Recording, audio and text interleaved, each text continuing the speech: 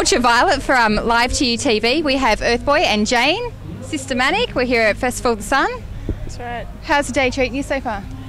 It's a warm day, and it's a place not far away from where I went to high school. So, you know, I'm a bit fond of it.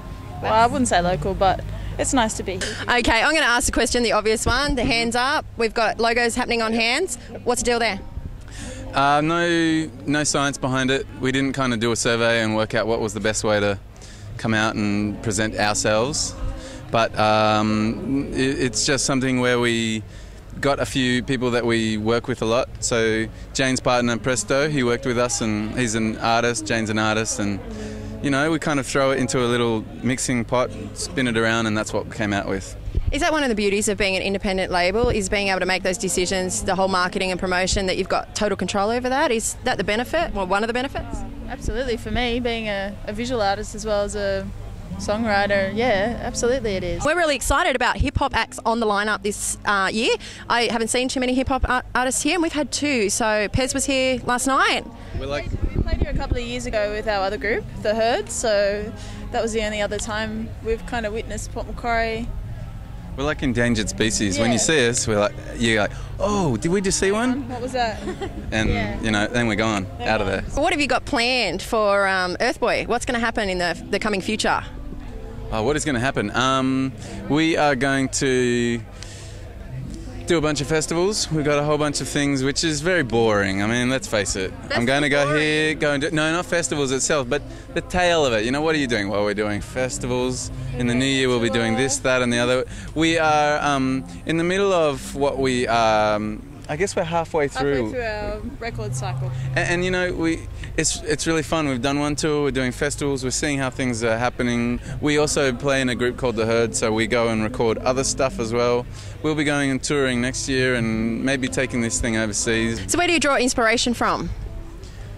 Everywhere, I think. I think you can kind of find interesting insights and things that make you tick from the weirdest spots, you know? Totally the weirdest, yeah. Observations of life, things that kind of irritate you or excite you, you know, whatever propels you to feel like you have to put a pen to paper and then write a melody to it and throw it to a producer or a band, and there you have it. Do you find playing to festival crowds more invigorating than playing other live shows? Not at all. Not at all. I think they're one of those things that is great because everyone's already there and people are up for it and they want to just be entertained. So there's a certain, you know, easiness about that. You're not trying to put a tour on and do a lot of work to try and draw people into your show, but the club shows and the little shows are just as exciting. On that note, favourite venue to play at then? Oh, Metro in Sydney, or the Enmore, Enmore Theatre or Metro. Metro is pretty fun, but you know, where did we do? The Little Pokies. We did that crappy little venue in Rockhampton, which was so great. That was I wouldn't say it's the best venue, but it was essentially a barn, but that was on fire that night. Not literally, but or sometimes a shower, because because you know, you're sort of sitting there and you do your thing, you sing and you make you play your number. Work. I haven't seen it before. It's very solo. Yeah. It's not great crowds. Okay. Yeah, not great numbers. Definitely not paying the rent. Right. but it's good.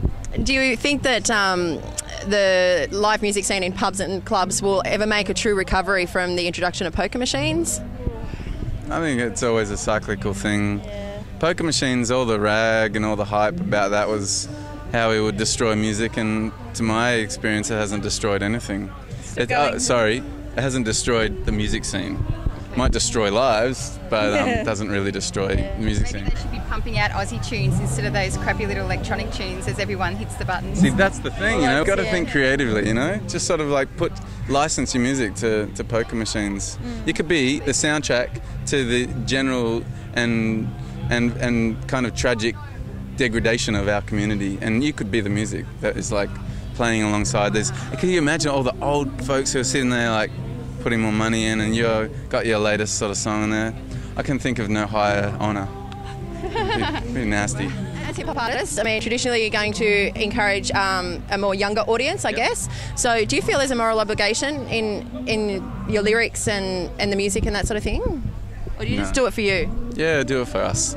Yeah. I mean, if what drives you and propels you to keep doing it is that it feels right and you want to do it. And if you try and get caught up in keeping the people happy and fitting a demographic, then you're in trouble. Yeah, like Nice. you know, teachers who tell you what to do, your natural reaction usually is to rebel and do the opposite. Yeah. So the last thing that we would, the last thing I think is an obligation is to impart our moral judgments on anything. You know, I mean, if we do it and people agree with it or get down with it, then that's another thing. But it's not like a driver. yeah, it's not part of it. Okay. Remember the old cartoons, the Bugs Bunny, you know, Coyote, those sorts of Roadrunner. Okay, remember the Acme boxes? Absolutely. Okay. So if I was to give you an Acme box now, and you could just add water and anything would spring out, what's going to spring out of your Acme box? An anvil. An anvil. Yeah. Why? That was a good visual. Yeah, Just I had it too. dropping on someone, you know? Yeah. I'm not sure. A water out of a box. I can't say I ever saw a water out of a box. Do you mean like a phrase? Just add water. Okay. Could do anything. Really? You could like get heaps of frosty fruits or something. Ice blocks. Ice Frosty coming fruits. out of your Acme box. Do you have an UV? I've always wanted one of those Acme holes. You flick it anywhere and you just go crawl into what you through. An escape Acme hole. So good luck in 2010, guys, and thanks for your time. This is Live2UTV.